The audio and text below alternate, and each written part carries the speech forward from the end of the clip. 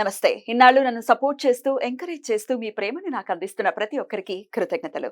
అలాగే ఈ వీడియో కూడా ఖచ్చితంగా మీకు ఉపయోగపడుతుంది. లైక్, షేర్ అండ్ సబ్స్క్రైబ్ చేసి మీ సపోర్ట్‌ని నాకు అందించండి. అలాగే ఈ వీడియో పట్ల మీకున్న అభిప్రాయాన్ని కామెంట్ సెక్షన్‌లో కామెంట్ చేసి తెలియజేయండి.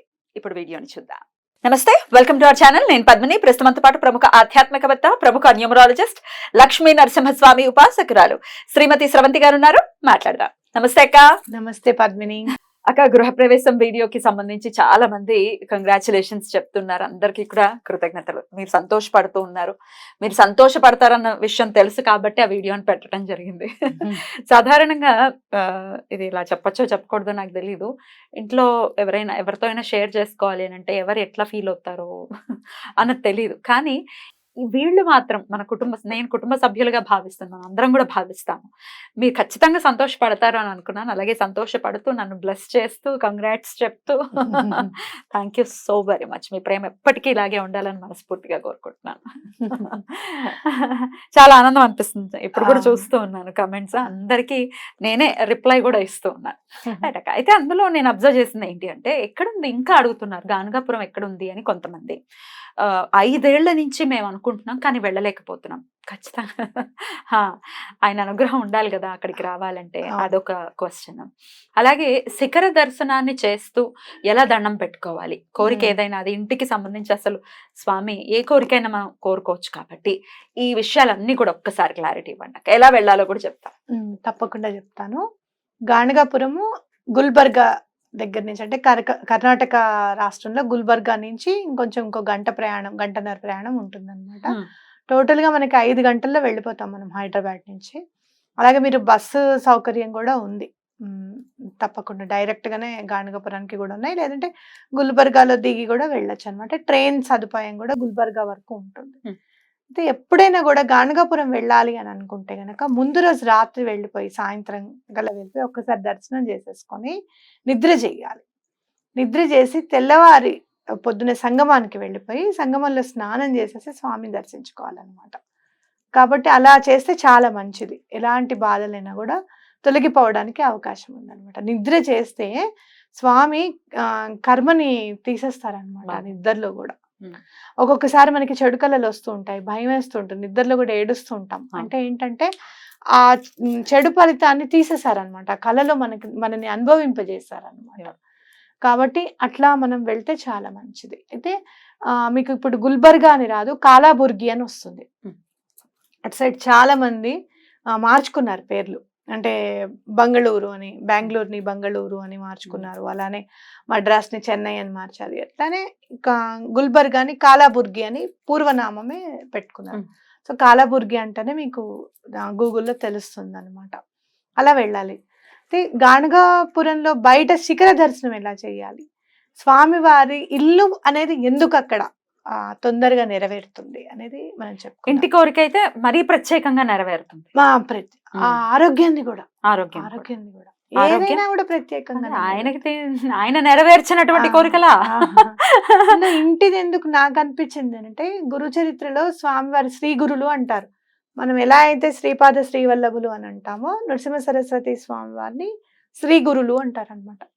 శ్రీ గురులు అలా వెళ్తూ ఉంటే అక్కడ రాజు చెప్తాడనమాట, నా రాజ్యంలోనే మీరు మఠం ఏర్పరచుకోండి అని చెప్తారు. స్థిర నివాసం కావాలి అని చెప్పి బయలుదేరుతారనమాట శ్రీ గురులు. ఇంకా మొత్తం దేశం అంతా తిరిగిన తర్వాత కరంజాలో పుడతారు. కరంజా నుంచి సన్యాస దీక్ష తీసుకొని మొత్తం తిరుగుతూ ఉంటారనమాట. అన్ని కేదార్నాథ్ కూడా వెళ్తారు స్వామి, బద్రీనాథ్, కేదార్నాథ్ కూడా క్షేత్రాలకు వెళ్ళి అక్కడ ఎనర్జైజ్ చేస్తారనమాట. చేసి తర్వాత ఇంకా స్థిర నివాసం ఏర్పరచుకోవాలి అని అనుకున్నప్పుడు ఇక్కడ గంధర్వపురం అనమాట. ఇప్పుడు గానగాపురం అని అంటున్నారు. ఆ గానగాపురంలో రాజు చెప్తాడనమాట, ఇక్కడ స్థిర నివాసం ఏర్పరచుకోండి అని చెప్తారు. ఆ గానగాపురంలోనే ఆయన స్థిర నివాసం ఏర్పరచుకోవడానికి ఆయన కూడా ఉత్సాహం చూపిస్తారు. వచ్చినప్పుడు అక్కడ బ్రహ్మరాక్షసుడిని సైతం, అక్కడ బ్రహ్మరాక్షసుడికి ఆయన విముక్తి కలగజేస్తారనమాట. కలగజేసి అక్కడ ఆయన ఇల్లే కదా ఇంకా అక్కడ ఉండడం అన్నట్టు, అక్కడ ఆ శిఖరాన్ని చూసి దండం పెట్టుకొని మాకు ఇల్లు అయ్యేటట్టుగా చూడమని చెప్పి దండం పెట్టుకోవడం అనేది, పెట్టుకుంటే తప్పకుండా ఇల్లు కొనుక్కుంటాము అని చెప్పి ప్రతీతి అనమాట. కాబట్టి అలా బయట మీరు ఏంటంటే ఇటు అటు మీకు షాప్స్ ఉంటాయి, అన్ని అష్టగంధాలు అవన్నీ అమ్ముతూ ఉంటారు. స్వామికి కోవా అంటే చాలా ఇష్టం, అష్టగంధం అంటే చాలా ఇష్టం. మీరు కొని కూడా సమర్పించవచ్చు. ఒకటి కొనుక్కొని స్వామి దగ్గర పెట్టుకొని ఇంటికి తీసుకొచ్చి కూడా స్వామి వారికి మనం పెట్టుకోవచ్చు. కాబట్టి ఆ 2 షాప్స్ అటు ఇటు ఉండంగా మెయిన్ ఎంట్రన్స్ ఉంటుంది గుడిది. మీరు అదే బయటకు వచ్చేటప్పుడేమో ఈ ఔదుంబర వృక్షం ఉంటుంది కదా, అందులోంచి బయటకు వచ్చేస్తారు. ఇక్కడ కొన్ని వెళ్ళేటప్పుడు మాత్రం మెయిన్ ఎంట్రన్స్ ఉంటుంది కదా, అక్కడ కొంచెం దూరంగా చూస్తే మీకు శిఖరం కనపడుతుంది అనమాట. అక్కడ చూసి మీరు దండం పెట్టుకోవాలి. మీ కోరికను అక్కడ కోరుకొని అప్పుడు చేతిలో కొబ్బరికాయ ఉండాలా? లేదు, 2 చేతులు మనస్ఫూర్తిగా శ్రీగురులు అక్కడ కూర్చున్నారు అనుకోవాలి. నృసింహ సరస్వతి స్వామి వారి ముఖవర్చస్సు గురించి మనం చెప్పలేము అసలు. శ్రీపాద శ్రీవల్లభుల్లో ఎంత ప్రేమ నిబిడీకృతం అయి ఉంటుందో ఆయన కళ్ళల్లో ఉంటుంది. ఆ ప్రేమ అంతా కళ్ళల్లో ఉంటుంది. శ్రీ గురువులకి నవ్వులో ఉంటుంది. అవును, ఎంత అందంగా నిజంగా కూర్చున్నారా అనిపిస్తుంది ఆ మూర్తిని చూస్తుంటే. సో శిఖరం చూసి దండం పెట్టుకోవటమే.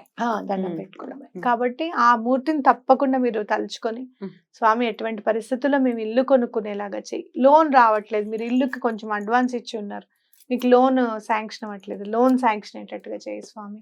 గృహప్రవేశానికి తప్పకుండా నేను మళ్ళీ గృహప్రవేశం అయిన తర్వాత నీ దగ్గరికి వస్తాను, బట్టలు పెడతాను, మీ ఇష్టం, అత్తరిస్తాను. లేకపోతే గనక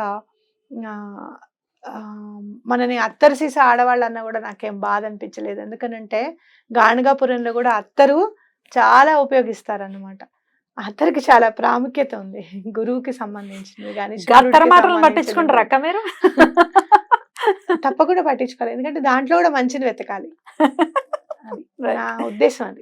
శ్రవంతి గారు. కాబట్టి అత్తరు ఇస్తానని చెప్పి దండం పెట్టుకోండి స్వామికి, అంత తొందరగా దగ్గరైపోతారు మీరు. సుగంధ ద్రవ్యాలు ఎలా అయితే స్వామికి సమర్పిస్తారో, సుగంధం ఎలా అయితే మీకు వ్యాపించుతుందో అలానే తొందరగా స్వామి కూడా మన ఇంట్లో ఉంటారనమాట. అందుకేనేమో పెద్దవాళ్ళు ధూపం వేయండి, జవ్వాది పౌడర్ వాడండి, లేకపోతే సాంబ్రాణి ధూపం వేయండి, అగరబత్తి పెట్టడము, పన్నీరు జల్లడము, ఇవన్నీ కూడా పువ్వులు, సుగంధం సంబంధించిన మల్లెపూలు అవి స్వామికి సమర్పించడం. అందుకే అంత ఇదిగా మన జీవితంలో ఒక దైనందిన కార్యక్రమంగా, పూజా కార్యక్రమంలో ఇది చేసి ఉండవచ్చు. తప్పకుండా మీరు ఆ పని చేయండి, ఎటువంటి పరిస్థితుల్లోనూ ఇల్లు కొనుక్కుంటారు. మరి అస్సలు వెళ్ళలేకపోతున్నాం అనుకుంటున్నాం కానీ వెళ్ళలేకపోతున్నాం, ఏం చెయ్యాలి అని అడిగితే సిద్ధమంగళ స్తోత్రం చదవండి. అలాగే నృసింహ సరస్వతి స్వామి వారి అష్టకం ఉంటుంది, అవన్నీ చదివేశామండి ఇంకా కూడా అవ్వట్లేదు అనుకుంటే 2 చేతులు ఎత్తి ఎదురుగుండా స్వామి నువ్వు ఉన్నావు, ఒక్కసారి గాణగాపురంలో అడుగు పెట్టనివయ్యా అని చెప్పండి. మీరు ఎవరితోనే కలిసి వెళ్ళాలనుకుంటున్నారా చెక్ చేసుకోండి. వాళ్ళకి అనుగ్రహం లేకపోతే కూడా మనం వెళ్ళలేం, అది కూడా గురువు దగ్గర చాలా ఉంటుంది అది. అలా మీరు సింగిల్ గా వెళ్ళడానికి ట్రై చేయండి. తర్వాత వాళ్ళకి చెప్పండి మనం కలిసి వెళ్దాము, ముందు మేము వెళ్ళిపోతున్నాము ఏమనుకోకండి అని చెప్పి బయలుదేరి వచ్చేసేయండి. లేకపోతే చెప్పని కూడా చెప్పక్కర్లేదు, వచ్చేసేయండి, అనుకోకుండా వెళ్ళిపోయాం మేము, మీరు కూడా అలానే వెళ్తారు, లేకపోతే మన ఇద్దరం కూడా కలిసి అలానే వెళ్తామేమో అని కూడా అనుకోండి. ఒక్కొక్కసారి అలా కూడా అవుతుంది, కలిసి వెళ్దాం అనుకుంటే కూడా కుదరదు. ఎక్కడ మిస్టేక్ చేస్తున్నాము అనేది ఒక్కసారి ఆలోచించండి. మన ఆలోచన విధానంలో ఏదన్నా ఉందా?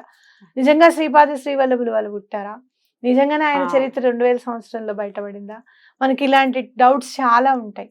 అవన్నీ కాదు స్వామి, మనస వాచ కర్మణ నిన్నే నమ్ముతున్నాను స్వామి అని చెప్పి అడుగు పెట్టండి. గాణగాపురంలో అడుగు పెడితే అసలు అన్ని బాధలు పోయినట్టే. ఇంకా నెల క్రితం అనుకుంటా మీరు తీసుకెళ్తాను అని మాట ఇచ్చారు, మరి వస్తారా అని మరి కమెంట్ సెక్షన్ లో తెలియజేయండి. మీరు వచ్చేటట్టయితే అని అడిగాను, ఎంత మంది మెసేజ్ పెట్టారు, మేము వస్తాం. తీసుకెళ్తున్నారా? తప్పకుండా ఎప్పుడు తీసుకెళ్తున్నారు? ఇప్పుడే చెప్పండి. మేలో తీసుకెళ్తాను. ఇది బాగుంది. మేలోనా? ఎప్పుడు? మేలో డేట్ నేను చెప్తాను. మీ గురించే నేను ఏప్రిల్ 19, 20, 21 అక్కడ ఉన్నాను. నేను మే 22వ తారీఖు, మార్చి 22వ తారీఖు మా వారి పుట్టినరోజు అని చెప్పి వెళ్ళడం జరిగింది. మార్చి 22 వెళ్ళాను. అక్కడ గురుచరిత్ర చదువుతూ ఉన్నాను. ఒక 2 రోజుల్లోనే గురుచరిత్ర కంప్లీట్ చేశాను. చేస్తూ ఉంటే ఒక ఆయన వచ్చారు. ఒక ఆయన వచ్చి మీరు తెలుగువారా అమ్మ అని అడగడం. నా గురించి ఆయనకి ఏం తెలుసు, మీరు ఏప్రిల్ 21కి కూడా ఇక్కడ గాణగాపురంలో ఉండాలి అని చెప్పేసరికి అవాక్ అయిపోయాను. నా పుట్టినరోజు ఆ రోజు. అవును, స్వామి ఒక పుట్టినరోజు ఇక్కడ చేసుకోవాలని వస్తే ఇంకో పుట్టినరోజుకి కూడా రమ్మని చెప్పి నువ్వు ఆజ్ఞ ఇచ్చావా, చాలా అదృష్టం అనుకున్నాను. ఆ అదృష్టాన్ని ఇంకొంచెం పెద్ద అదృష్టంగా మలుచుకోవాలి అనే ఉద్దేశంతో ఒక 2 రోజుల ముందే వెళ్ళి మీ అందరి కోసం ఎక్కడ ఉంటే బాగుంటుంది, వేడి కాబట్టి మనకి ఏసీ రూమ్సే కావాలి, ఎవరిస్తారు మనకి తక్కువగా, అవన్నీ కూడా ఆలోచించుకొని నేను అన్ని ప్రిపేర్ చేసుకొని మీ అందరికంటే నెక్స్ట్ మంత్ కూడా 2 రోజుల ముందే వెళ్ళిపోయి అక్కడ అన్ని అరేంజ్మెంట్స్ చేస్తాను. మిమ్మల్ని తీసుకొని వెళ్తే అక్కడ నేను చేయించాల్సింది శివుడికి రుద్రాభిషేకం. రుద్రాభిషేకం అంటే చాలా ఇష్టం అంట శ్రీ గురులకి. రుద్రాభిషేకం ఒకటి, దత్తాత్రేయ స్వామి వారి హోమం ఒకటి, అలాగే గురుచరిత్ర పారాయణ. నిజంగా స్వామి సంకల్పం ఉండి ఒక 52 మంది వచ్చారే అనుకో, అద్భుతం. 52 మంది ఒక్కసారి చదివేస్తే ఒక్కొక్క అధ్యాయం చదివితే చక్కగా గురుచరిత్ర కంప్లీట్ అయిపోతుంది, 1 గంటలో కంప్లీట్ అయిపోతుంది అనమాట. అలానే సిద్ధమంగళ స్తోత్రం వెళ్దాం అందరం కలిసి. రైట్ అక్క, చాలా చాలా అద్భుతంగా వివరించారు. ఇంకా ఏమైనా డౌట్స్ ఉంటే కనుక ఖచ్చితంగా కమెంట్ సెక్షన్ లో తెలియజేయండి. Thank you so very much అక్క. నమస్తే. నమస్తే.